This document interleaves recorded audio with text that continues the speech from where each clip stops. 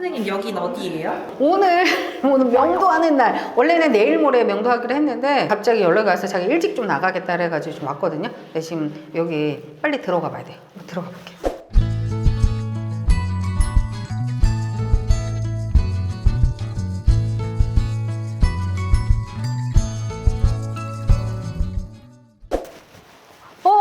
여기 뭐야 이게 뭐야? 여기 웬일이에요? 일단 들어와봐. 선생님 이분들은 들어. 누구세요? 근처에 수강생 제자분들이 현장 조사하고 있더라고. 그래서 내가 와서 잠깐 보고 가라 불렀더만 또 냉큼 왔네. 빨리 들어와요. 들어와. 나도 지금 이게 거의 처음인데? 뷰 좋네. 와. 나도 지금 처음이야. 근데 지금 이사 가는 채무자가 없어요. 나도 지금 얼굴 안 보고 지금 끝냈다고 해야 되나? 근처에 이사 가신다고 그래가지고 나중에 혹시 동네에서 또 만나면 또 껄끄럽다고 어디 전자레인지 위에 열쇠를 놓고 간다고 그랬는데 어딨어? 전자레인지 여기에 열쇠하고 카드하고 여기다 다 놓고 갔네.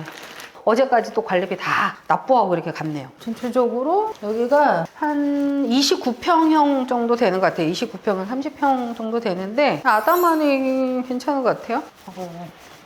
와, 뭐야 이거? 와, 이게 드레스룸 이렇게 팬트리가 이렇게 크다고? 와, 진짜 크다.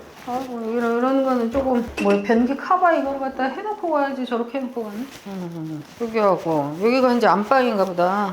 여기 지금 결로가 좀 있었네. 저희가 수리해야 돼요? 수리를 해도 되고 뭐 안 하고 팔 수도 있는데 그 어떻게 이제 할 거냐 이제 판단을 해야 되겠죠? 그래도 뭐 집에 구조하고 이런 거는 괜찮은 것 같네요.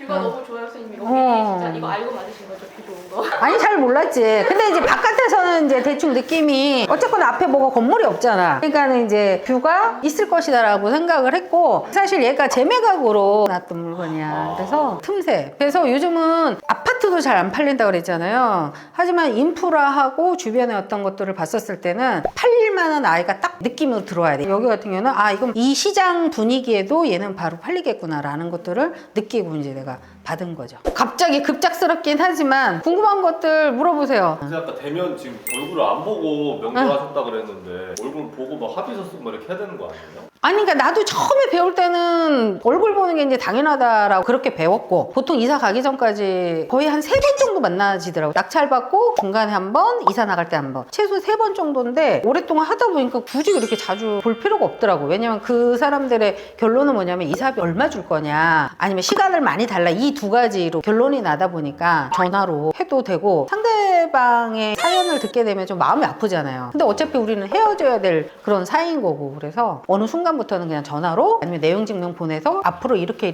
진행이 될 거다 사전 예고를 하는 거지. 그러면 상대방들도 마음의 준비를 좀 하고. 그러면 전화번호를 어떻게 아신 거예요? 낙찰 받고 나서 잔금 내기 전에 우리가 이제 경매 가가지고 그 찾아보기도 하고 하잖아요. 연락처를. 없는 경우도 많아요. 없으면 어떻게 해? 그럼 계속 기다려?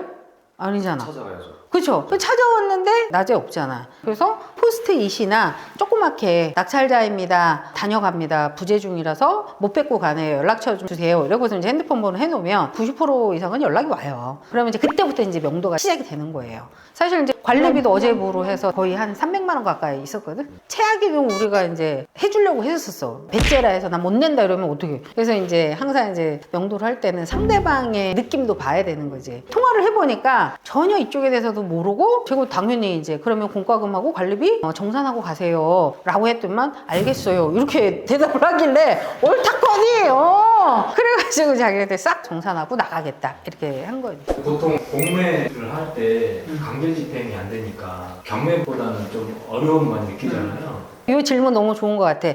여기는 지금 공매로 낙찰을 받은 거라 인도명령이 없어요. 인도명령은 뭐야? 도저히 내가 협상을 하지 못했을 땐 법원에다가 강제집행해주세요 라고 하는 그 제도 때문에 우리가 낙찰받으면 무조건 이기는 건데 공매는 그 제도가 없거든. 영도소송이라는 걸 해야 되는데 잘못하면 거의 1년 정도도 갈 수 있어요. 근데 똑같아. 결국은 사업하다가 세금을 못 내서 나온 게 공매잖아요. 그러다 보니까 뭐야? 내가 지금 망했구나. 공매로 내 집이 지금 낙찰이 됐구나. 다 알잖아요. 그러다 보니까 보니까 그 마음을 건드려서 명도를 하는 거예요. 똑같아 사실. 한 10에 9 이상은 떠날 준비를 하고 있다. 그래서 똑같아. 거의 경매하고 똑같다고 보시면 돼요. 그럼 선생님 명도 소송을 하시거나 그러시진 않으시고 그냥 뭐 별의별 사람 다 있으니까. 옛날에 이제 서울에 공매로 받았을 때는 명도소송까지 가서 6개월 정도 걸린 적이 있었어. 진상들을 가끔 만났을 때는 할 것처럼은 해요. 그래서 제가 맨날 심리전을 잘 이용해라 막 이런 얘기 많이 하잖아. 우리 또 이게 지금 정신이 맑은 분들 뭐가 제일 좀 걱정되고 두려운 게 뭐예요? 모르는 사람들 그치. 어떻게 나올지 모르니까. 맞아요. 내가 낙찰받고 장부 납부 했는데도 불구하고 내 집인데 기존에 살던 사람을 나가라고 해야 되고 심리 싸움을 해야 되잖아요. 그러니까 그게 두렵죠. 또 이제 초보 시절에 분명히 내용 증명에는 연락을 주세요 그랬는데 보면 다음 날이나 다음 날 핸드폰 번호가 낯선 번호가 오거든. 안 받고 싶은 거야. 똑같아 진짜. 지금도 뭐 말은 이렇게 쿨한 척 하지만 스트레스는 있어. 근데도 사실 뭐 어떻게 경공매가 잘못된 건 아니잖아요. 채무를 그 사람도 탕감을 해야지만 채무 변제가 시작이 되는 거니까 저 사람 망했는데 내가 거기 가서 안 좋은 소리를 하고 이러한 것들에 대한 죄책감, 미안함 뭐 이런 것들이 있어서 그런 거지. 근데 결국은 정리를 해주는 건 찰자다. 또 그 사람들도 새로운 데 가서 또 새롭게 시작해 주는 것도 정리하는 사람들의 어떤 책임, 의무 뭐 이런 것들도 본다고 봐요. 뭐 그렇다고 너무 뻔뻔스럽게 이야기를 하라는 건 아니지만 굳이 그렇게까지 가질 필요는 없다. 누군가는 해야 할 일이다.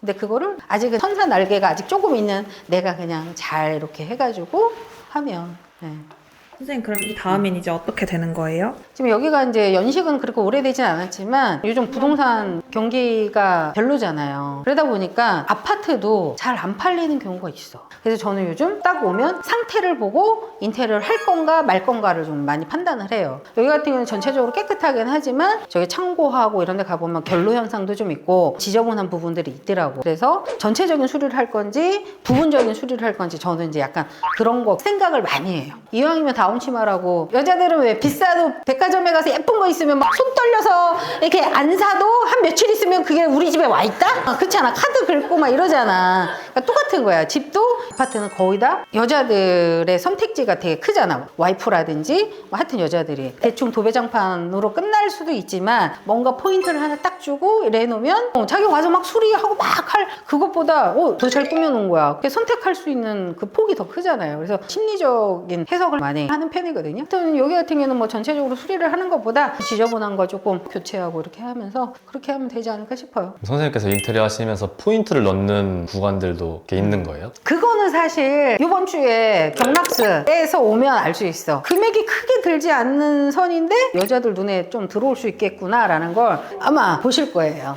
하여튼 갑자기 여기서 임장 하시다가 제가 갑자기 이제 오라고 해서 어쨌거나 좋죠? 네. 실제 낙찰 받은 거 하여튼 초보자 입장에서 명도가 되게 두렵다고 했는데 뭐 이런저런 이야기를 했으니까 어떤 포인트에서 내가 두려워하지 않고 접근해도 되겠다라는 것들을 좀 보시면 될 것 같아요. 하여튼 오늘 고생 많이 하셨고 둥둥나리 TV 자 우리 제자분들하고 오늘 왔는데요. 자 마지막 뭐가 남았어요? 구독, 좋아요, 알람 설정 부탁드릴게요. 부탁드릴게요. 이것도 어설프다.